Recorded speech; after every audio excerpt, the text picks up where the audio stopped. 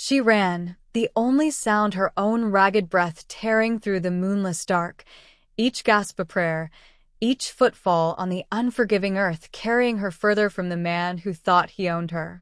Behind her lay Redemption Gulch and the brutal Sheriff Brody, whose chilling proposal of marriage felt more like a cage slamming shut. Ahead lay the whispering wilderness the townsfolk called Cheyenne Territory, a place deemed certain death. But what terror awaited her out here in the vast, dark unknown? Could it truly be worse than the man hunting her?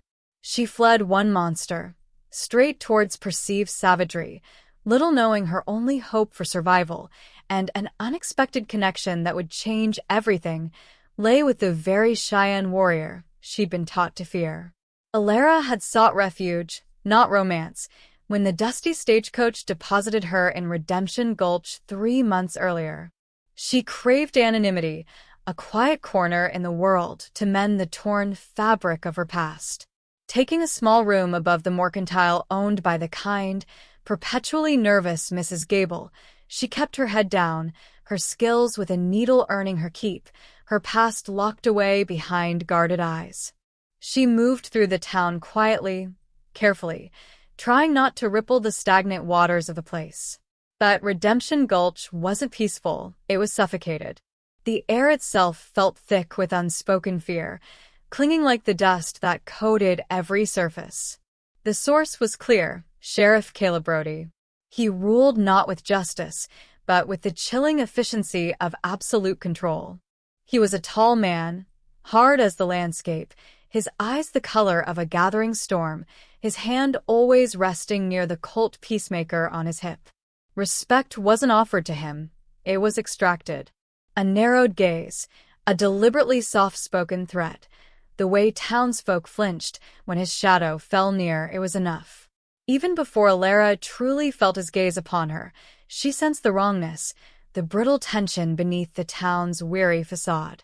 She saw the quick, averted glances, heard the conversations die when his spurs jingled on the boardwalk. This wasn't a town finding redemption, it was a town held captive. Her fragile anonymity shattered the day Brody's attention snagged on her in the mercantile. He'd entered, silencing the room as always, his gaze sweeping past everyone until it landed and stayed on Alara. It wasn't curiosity. It was assessment. Ownership. New face, he'd stated, his voice deceptively mild, stepping closer than necessary. Keepin' out of trouble, miss? Alara had merely nodded, her pulse suddenly erratic. Yes, Sheriff. His proximity was unnerving, his scent of dust, sweat, and power making her skin crawl. See that you do, he'd murmured, his eyes lingering on her face before he turned away. But the encounter left a residue of cold dread. She knew that look. She'd seen it before. In another life, she fought to forget. The look of a predator marking its prey. The quiet haven she'd sought had just revealed its hidden jaws. From that day on, Brody's presence was a constant weight. He manufactured reasons to cross her path, his eyes following her movements across the street, his compliments laced with possessiveness. He offered protection that felt like a tightening chain. Alara felt the town's fear coalesce around her. Friendly faces grew distant, conversations grew strained. Mrs. Gable's kindness became brittle, overshadowed by her terror of the sheriff. Alara was being deliberately, methodically isolated. Then came the evening he cornered her in the alley beside the mercantile as dusk bled across the sky. He blocked her path to her room, his large frame eclipsing the fading light. "Evenin', Alara," he said, the false pleasantry gone, replaced by something hard and final. "Sheriff," she replied, her voice tight, refusing to show the tremor that ran through her. Her hand instinctively clutched the small, beaded pouch hidden in her pocket. "This town, hard place for a woman alone," he stated, moving closer. "Needs a man. Needs stability. A wife is respectable. My wife." The words were cold iron. Not a question, a decree. Alara felt the blood drain from her face. "Sheriff, I cannot. His hand shot out, fingers biting into the flesh of her arm like steel traps. I think you can, he whispered, his breath hot and laced with menace. A smart woman learns. And a vulnerable woman, well, accidents happen out here. He released her abruptly, leaving painful red marks. Think on it. Sunday. Be ready. He turned, his spurs ringing like a death knell on the steps. Trapped. The word echoed in the sudden silence. He hadn't asked, he had commanded his authority the bars of her prison. Fear threatened to paralyze her, but beneath it, something else stirred, a cold, sharp focus born of past survival. Brody expected compliance. He expected tears, please. He didn't expect the quiet calculations already forming behind her eyes. The question wasn't if she would refuse, but how she would escape the cage before Sunday. The days that followed were a masterclass in Brody's cruel control. Deliveries meant for Alara vanished. Minor disputes were settled harshly against her. He publicly humiliated Jed, the young stablehand, merely for offering her a kind word, reinforcing her isolation. Brody made it clear she belonged to him, and anyone who challenged that would suffer. He thought he was breaking her. He was wrong. While appearing subdued, Alara watched him with an intensity hidden behind lowered lashes. She cataloged his routines, the late hours carousing at the saloon, the specific timing of his rounds, the almost superstitious way he checked the jailhouse locks. She noted his dismissive, yet vaguely fearful, references to the Cheyenne beyond the hills. Their danger might be my shield, the thought flickered. She began her own preparations, silent and secret. A bit of dried beef slipped into her pocket from the mercantile stores. A discarded water skin, mended stitch by careful stitch in the dead of night. A sharp paring knife, liberated from Mrs. Gable's kitchen, hidden beneath a loose floorboard in her room. She found herself recalling half-forgotten knowledge from her grandmother, how to move without sound, how to read the stars for direction, which plants offered sustenance and which offered other uses. The quiet woman Brody saw was merely a facade over a core of hardened resilience he couldn't comprehend. She gathered not just supplies, but information, courage, and a desperate plan. She knew he was growing impatient. The storm was coming. It broke 2 nights later. Returning to her room in the oppressive darkness, she found Brody waiting directly outside her door, flanked by 2 thuggish deputies. He wasn't suggesting anymore. Alara, he said, his voice flat, final. Time's up. The preacher expects us Sunday morning. My men will ensure you don't wander off before then. His eyes held a chilling certainty, a possessive gleam that stripped away any pretense of civility. Don't disappoint me, he warned, before turning and leaving her under guard. Locked in her room, the shuffling boots of the deputies just outside the thin door, panic surged, hot and suffocating. Sunday. So soon. But the panic subsided, replaced by icy resolve. Tonight. It had to be tonight. Hours later, when the town finally succumbed to silence, and even the guards outside seemed lost in weary stillness, Alara moved. Soundlessly, she retrieved her hidden cache, food, water, knife, and a coil of thin rope pilfered earlier.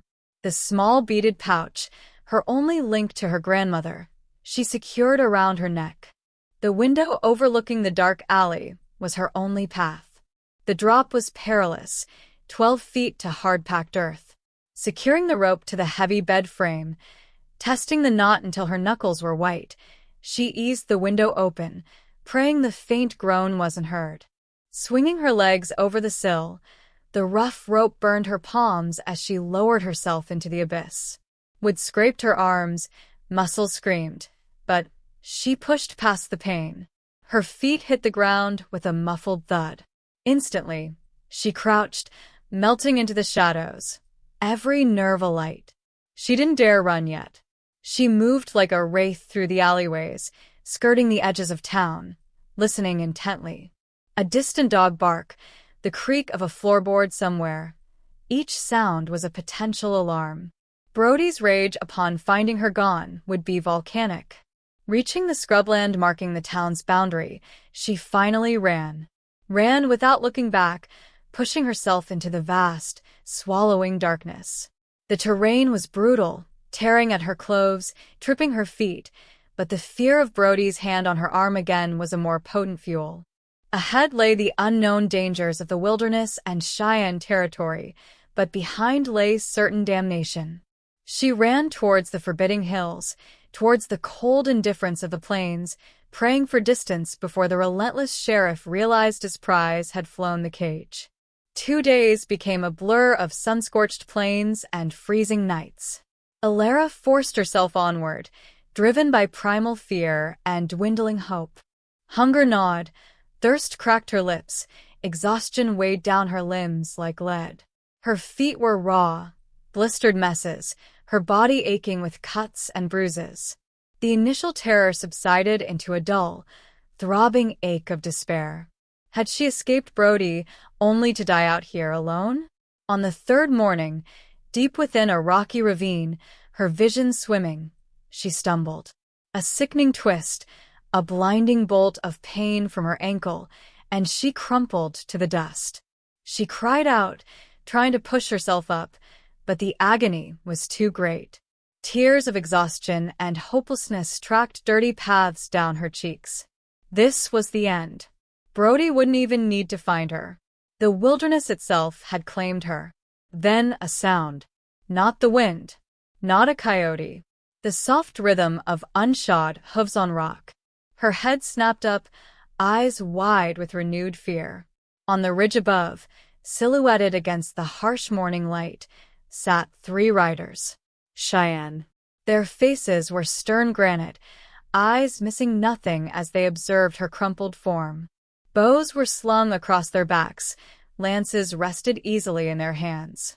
They radiated an aura of quiet, lethal competence. One rider, clearly the leader, nudged his painted pony forward, effortlessly navigating the descent towards her. He was young, lean, his long black hair held by a beaded headband, his movements fluid and controlled. He dismounted a few feet away, his gaze intense, assessing. His companions remained watchful on the ridge. Alara braced herself. From the sheriff's cruelty to the savagery the townsfolk whispered of, there seemed no escape. The warrior knelt beside her, his silence more unnerving than any threat. His eyes noted her ragged state, the injury, the lingering terror in her gaze, terror clearly not directed at him. Desperation overriding fear, Alara fumbled beneath her dress, pulling out the small, beaded pouch on its thin leather thong. She held it out, her hand shaking violently. "Help, please." Her voice was a dry rasp. The warrior's impassive face shifted, his gaze fixed on the pouch. He reached out, not taking it, but gently turning it in her trembling palm. His fingers brushed the intricate beadwork, a distinctive pattern, a hawk soaring against a stylized sun, rendered in blues, reds, and white. Recognition flickered in his dark eyes. Surprise. He looked from the pouch to her face, a silent question hanging in the air. "Where?" he asked finally, his English accented but clear, his voice low and resonant. "Did you get this?" "My grandmother," Alara whispered, swallowing against the dryness in her throat. "Long ago. She traded. With your people, I think. Near the broken mesas." His eyes held hers. Coda. That was the name whispered with wary respect, even in Redemption Gulch. He recognized the pattern, a design associated with a band his own family had known generations past, before the treaties were broken, before men like Brody poisoned the land with their greed. He saw the marks on her arm, the desperate flight in her eyes. He knew of Brody, the sheriff who pushed boundaries, who disrespected Cheyenne land and law. He straightened, speaking briefly in Cheyenne to his companions. They nodded. He turned back to Alara. "I am Coda," he said. "You run from Brody." A statement, not a question. Yes, she breathed, relief hitting her like a physical blow. Coda nodded slowly. We know him. His gaze dropped to her injured ankle. He will hunt you. You cannot travel. He paused, his decision made, driven by old connections, by Brody's transgressions, perhaps by a warrior's code that recognized desperation and courage. We take you to our camp. You will be safe for now. He offered a hand. Can you stand? Hope, fierce and unexpected, flooded Alara. Sanctuary. Offered by the very people Brody despised. She nodded, tears welling, blurring the image of the warrior, helping her gently to her feet, lifting her onto his pony. His touch was firm, respectful. In his cautious eyes, she saw not savagery, but honor. Her desperate flight had led her to the heart of perceived danger, only to find an unlikely protector. The real story, she suddenly understood, was just beginning. Coda's village, nestled in a hidden valley watered by a clear stream and shaded by cottonwoods, was a world away from Redemption Gulch. Teepees dotted the landscape, smoke rising lazily, the air filled with the sounds of life, children's laughter, the rhythmic thud of tools, quiet conversation.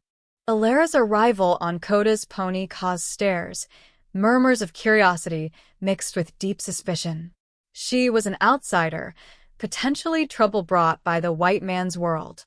Coda helped her dismount, his presence silencing overt hostility, though wary eyes followed her.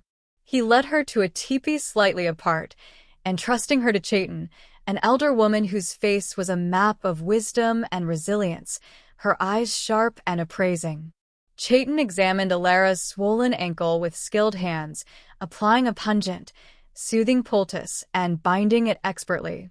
Without wasted words, she offered water and food, her efficiency a shield against judgment. The following days were a quiet cocoon of healing. Confined mostly to Chayton's teepee, Alara slowly regained strength. Coda visited daily, sometimes bringing fresh game, sometimes just sitting in companionable silence, his presence a reassurance. Their communication grew beyond necessity.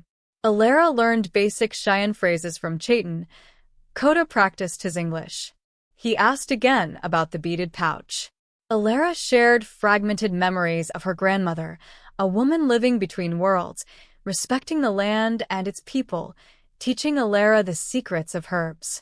Coda listened, recognizing landmarks, confirming old trade routes. The pouch wasn't just beadwork. It was history, a fragile thread connecting their disparate pasts. In turn, Alara learned about Coda, his leadership, his skill as a provider and protector, the weight of responsibility he carried for his people amidst shrinking lands and broken promises. His quiet integrity was a stark contrast to Brody's loud brutality. Respect grew between them, tentative but real. As her ankle healed, Alara cautiously joined the life of the camp. She helped Chayton, her mending skills appreciated, her knowledge of plants, learned from her grandmother, earning Chayton's grudging respect when she showed a better way to prepare a fever remedy. The children, initially wary, grew curious, then friendly.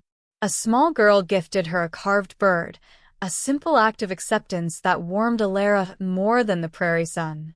For the first time since fleeing her old life, a fragile sense of belonging took root. But peace was precarious.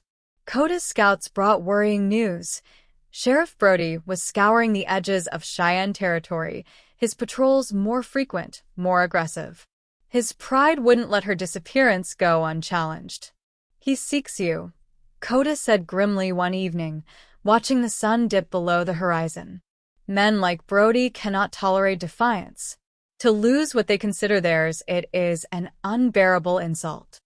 I know, Alara whispered, the old fear momentarily returning. I put you all in danger by being here. Coda turned, his gaze steady. Brody disrespects the boundaries long before you arrived. Giving you shelter, it is right. But it is also a stand against his arrogance. His eyes held a new depth. He must not take you back. A bond, unspoken but powerful, had formed between them, a quiet understanding forged in shared defiance and growing affection. Alara saw in Coda the strength and honor she had never known. Coda saw in Alara a spirit as resilient as the wild grasses, a quiet courage that mirrored his own sense of duty. In this hidden valley, love was beginning to bloom, fragile and unexpected, even as Brody's shadows stretched longer, threatening the sanctuary they had found together. The confrontation was no longer a possibility, it was an inevitability. It came sooner than expected.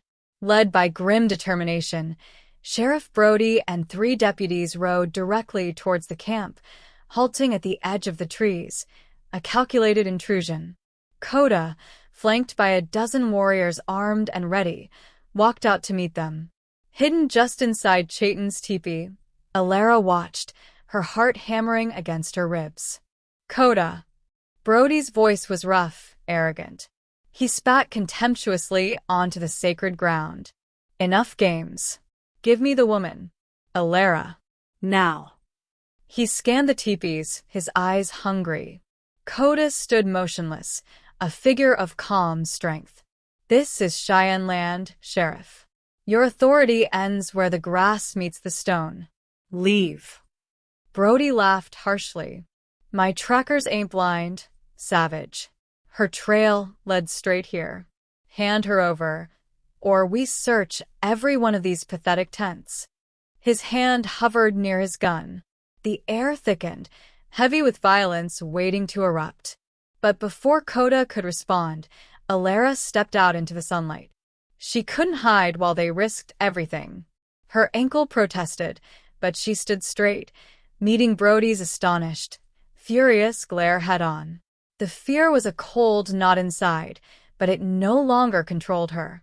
I am not yours, Sheriff Brody, she declared, her voice ringing clear across the clearing. I was never yours to claim. I am here because I choose to be. Brody's face contorted, turning a dangerous shade of purple. You. Consorting with them. Get over here, woman. He started forward, hand outstretched possessively. Instantly, Coda was between them, a silent, immovable barrier. She stays. You defy me? Brody roared, his hand now tight on his Colt. His deputies shifted, suddenly aware of the silent, determined warriors surrounding them. It is you who defies agreements, Sheriff, Alara countered, her voice gaining strength. She remembered the whispers, the fear, the fragments of Brody's corruption she'd pieced together. Just like you defy the laws you supposedly enforce. Selling whiskey on protected land? Taking bribes from the freight runners? Skimming money from the town coffers? A stunned silence fell. Brody went white. His deputies exchanged uneasy glances. They knew. They'd looked the other way. Coda's people listened intently. I saw your hidden ledger, Sheriff, Alara pressed, driving the nail home. Under the floorboards. The one detailing the kickbacks from the bar T-Land grab you engineered. With a snarl of pure rage, Brody finally drew his weapon. Lying. Coda didn't draw. He spoke. In Cheyenne, but his tone, his gestures, the reactions of the deputies who understood enough, it was clear. He spoke of Brody's cowardice masked as bravado, his greed poisoning his badge, his disrespect for all laws but his own desires. It was a verbal evisceration, stripping Brody bare in front of his men and the people he scorned. Brody flinched as if struck. One deputy pointedly looked away, refusing to meet the sheriff's desperate gaze. Sheriff, another deputy muttered, backing his horse nervously. Maybe we should go. This ain't our fight. Ain't our jurisdiction. Brody looked from Alara's unwavering stare to Coda's implacable presence, to his crumbling support, to the ring of warriors whose patience had clearly worn thin. He was defeated, not by bullets, but by truth and courage. With a strangled sound of pure, impotent fury directed squarely at Alara, he savagely wheeled his horse around. This isn't finished, he screamed, his voice cracking. You'll pay for this. He dug his spurs in, fleeing back towards Redemption Gulch, his deputies scrambling after him, leaving only shame and dust hanging in the air. A collective breath seemed to be released in the camp. Coda gently touched Alara's arm, a silent acknowledgement. She managed a shaky smile. The showdown hadn't been pistols at dawn, but something far more powerful. Brody's tyranny, built on fear, had shattered against the combined strength of an escaped woman finding her voice and a warrior defending his home and his honor. In the weeks that followed, the echoes of Brody's humiliation rippled back to Redemption Gulch. Alara's accusations, likely confirmed by Brody's rattled deputies, ignited long-simmering resentment among the townsfolk. Faced with open suspicion and the erosion of his fearful authority, Brody didn't wait for justice to find him. He vanished into the night, leaving Redemption Gulch to tentatively reclaim its name and its future. For Alara, the camp was no longer just a sanctuary, it was home. The danger she and Coda had faced together forged their bond into something deep and enduring. Love grew steadily, quietly, nurtured by mutual respect and shared moments under the vast prairie sky. He taught her the rhythms of the land, she shared her healing touch, and listened to the burdens of his leadership. The beaded pouch, once a relic of a forgotten past, became a symbol of her journey, from hunted fugitive to cherished partner. She had fled brutality and found belonging where she least expected it. Standing beside Coda, watching the children play near the stream, Alara knew she wouldn't leave. Her path had been brutal, her survival hard-won, but escaping the sheriff's cage had led her to a freedom she hadn't known existed. Here, in the heart of the Cheyenne world, she had found not just safety, but love, purpose, and a strength she never knew she possessed. The wild frontier still held dangers, but Alara faced it now not alone, but as part of a people, her spirit as resilient and untamed as the land itself.